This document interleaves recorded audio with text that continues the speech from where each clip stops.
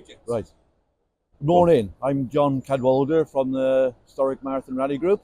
And my name's Robert King. I'm also part from the same rally group as well. The group started about 12, 13 years ago by a man called Ted Taylor to involve all the cars that did the historic marathons, which were proper marathons like London to Sydney, London to Mexico, the Alpine rallies and things like that. Yeah, which are more normal than the local stage events or night events, which normally get. The first marathon, which we said was the London-Sydney Marathon in '68, was 10,000 miles long. And it was really introduced because Great Britain, as now, is going through a bit of a recession, and they thought it would be a good key to boost the British car market, because I would imagine about 70% of the cars entered were British. So how many cars and how many manufacturers? 100 cars started. Well, 100 cars entered, 99 actually started because one withdrew.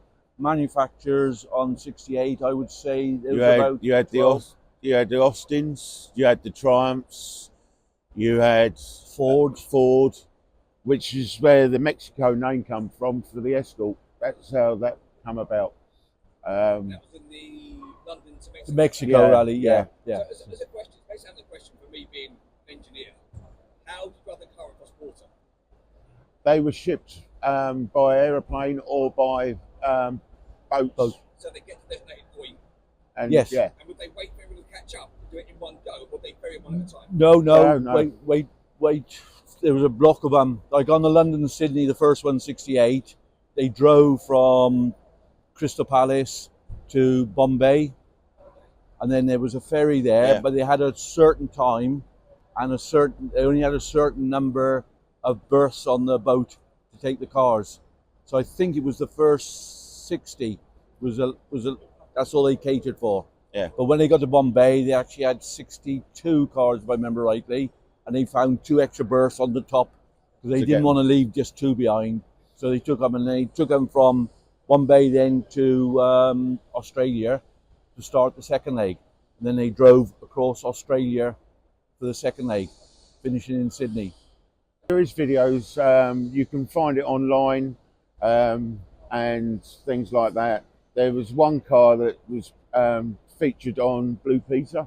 It was a Lang, we call them Lang Crabs, but it's an Austin 1800. And it was featured on Blue Peter to publicise the event. And the car is still with us today. So basically, before Top Gear were doing these so-called runs across strange countries, Yes. Basically they stole the idea.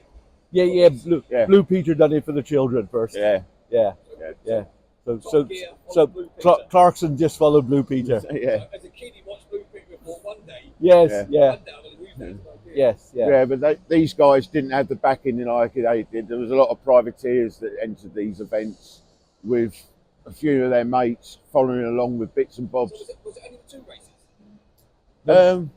The marathon they did the London Sydney in '68, then the London to Mexico to coincide with the World Cup football. That's why they chose Mexico, because the previous World Cup was in the UK. Yeah. So 4 years later, 66 to 70, they started in London and drove to Mexico, and they had the likes of Ford recruited Jimmy Greaves for publicity as one of the drivers and co-drivers in the escorts. So they got a lot of publicity out of that. And one of the cars even took the turf from Wembley with the centre spot on it. They took that in the car to Mexico. Okay. And the vehicle behind you, I believe, still races. Yes. Yeah. The one behind is from a famous rally driver in the late 50s, 60s, Bill Bengry from Leicester. Okay. And that was his backup car for his RAC Rally Championship. But they didn't race in the rallies. No, they didn't. They didn't race on that one. But this one has done everything you can imagine, and it's owned by a local person to us in Hereford, Bob Beals, and he's had it from the early '60s until now. And still rallies. They're still classic car rallies, right? Yes. Yeah. They're classic cars rallies nearly every month, ranging from just road runs, which are just like scenic tours for classic cars, night rallies, which were the old-fashioned way of rallying, to full-blooded stage rallying in Mark 1, Mark 2 Escorts, Triumph TR7s. RSE rallies, they used to fetch spectators, especially on the Sunday stages. You might have 750,000 people Watching. Yeah. in all these stages in the length and breadth of Britain. And up until about the 90s, it was free to go and watch. But now you have to pay. You have to buy tickets to get in. But years ago, it was just free, and everybody just went and watched. And that was great times, to be honest. Now, World Rally Championship is more like the Formula One. Yeah. It's just for the little elite. The ones that got money. That can do it. Yeah. That's the thing, isn't it? It seems to be the haves and the have-nots, isn't it? Yeah. Where these events were just general people racing cars and taking them across continents and stuff. And all the memorabilia here, I'm assuming this is for club members only, or do you actually do people buy it's for sale, isn't it? Yeah. I mean, they publish it, and if people want some replica ones or some advertising thing, there's a few people that write books. We had somebody here yesterday had some other books on various drivers and the events. So there's quite a few of these books around. But these books are very good reference and history, very accurate ones. Yeah. Good. And if people want to find information about the club, what's the website? It's www.historicmarathonrallygroup.co.uk. I will put that on the screen. We'll give you something to we'll give you something to take away. And listen, guys, thanks for that. Yeah, that's no problem. Interesting. Okay. And we'll see if we can get people watching more old rallies. It'd be brilliant.